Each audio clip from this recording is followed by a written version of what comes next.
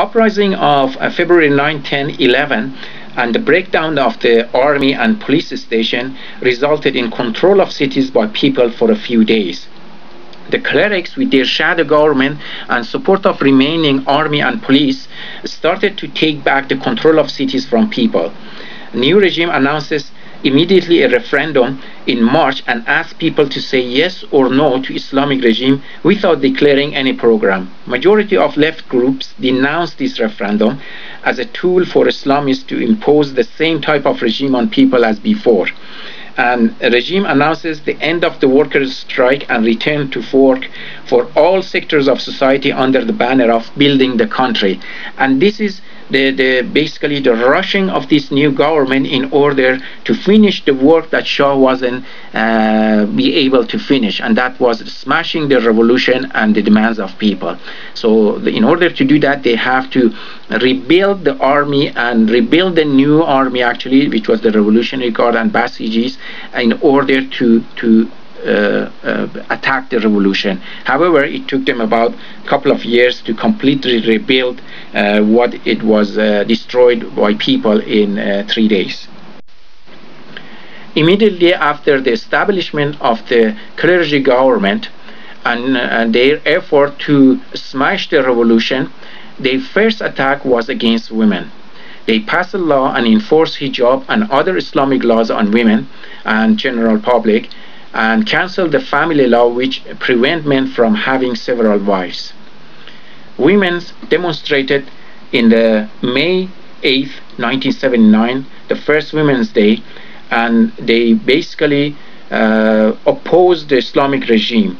And it's very important to know why the existing or the current revolution called the Women's Revolution, because the Islamic movement started itself and establishing itself by first attack the women's right, and that's the reason that women are the most basically oppressed among the rest of the population, because they were the first target of the Islamic movement. Women's demonstrate, and one of their slogan in Women's Day 1979 was rights of women is not Western, is not Eastern, is universal. And arrival of Soviet forces to Afghanistan and rise of CIA Islamic forces, which later made the backbone of Taliban, was another event after 1979. And the other one is the rise of Islamic opposition group supported by Iran in Iraq, Pakistan, Egypt, Lebanon, Jordan, and Palestine. Basically, the Islamic regime, after establishing itself, has a way high ambition of not only rebuilding the capitalist system in Iran, but also expanding to the region and capture the market. Attack on Kurdistan province in March 1979 was another event, which is started in March, immediately after the revolution, and to combat the rise of leftist and People's Council, which spread across the Kurdistan and resulted in popularity of left, and especially the organization Khomeinie, their organization Khomeinie. And the picture that you see on the right top is a demonstration of women on March 8, 1979 against the Islamic regime and forced hijab. And also on the left hand side, the title of the newspaper read, "There is no forced hijab." This is after the demonstration that they try to back off. However, they continue to smash and pass the law and throw acid at the women and make it compulsory. On the right hand side picture below, it shows the scene of execution of the Kurdish activists after attack to Kurdistan in 1979.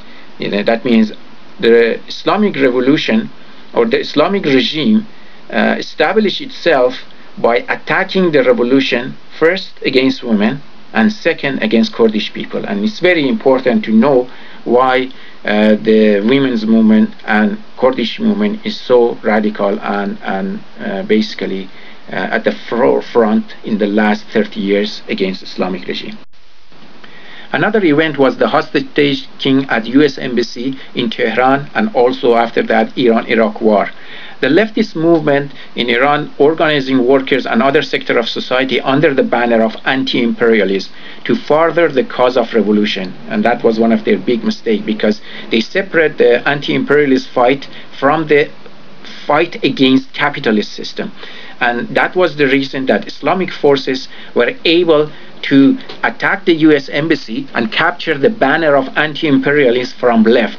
And that created a big fraction, and the biggest leftist organization like Fadayan, the majority of them went and cooperated with the government and support the government. And that was a big defeat for people's movement. And start of Iran-Iraq war by provocation of Islamic regime for exporting revolution and response of Iraqi government with support of Western countries in summer of 1980 was another event which also attacked the organizing people against the regime, because they used the nationalistic slogan to attack the people's demand and strikes, and as well as the continuation of war for 8 years killed and injured millions of people on both sides, and pushed back the movement and organizing people quite a bit backward. Another big event was Islamic Cultural Revolution. Universities were all controlled by leftist group. Government attacked the universities under the banner of Cultural Revolution in April 1980 and killed 37 students in 6 major cities and closed all universities for 2 years, and arrested or deported thousands of students and professors who did not agree with the government. This happened after the takeover of US embassy and before the war.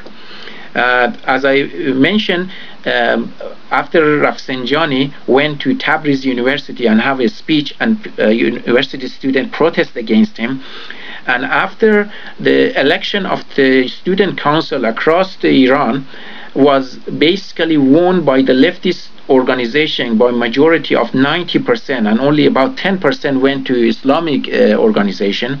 Regime didn't have any other choice except just close the university and basically killed lots of students and purged the university from activists, and also both about 7,000 to 8,000 professors were purged from universities, and also about 50 to 60,000, about 50% of the population of the university were purged before they opened it up. Continued attack on the demonstration and different newspaper offices, including burning them, and then attacks on the offices of different parties, forcing them to close their offices and work in hiding.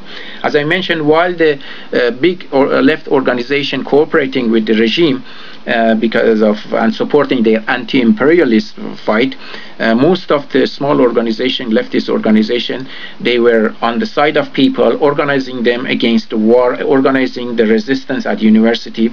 The picture that you see, the top is in front of Fanny Engineering University that people are gathering.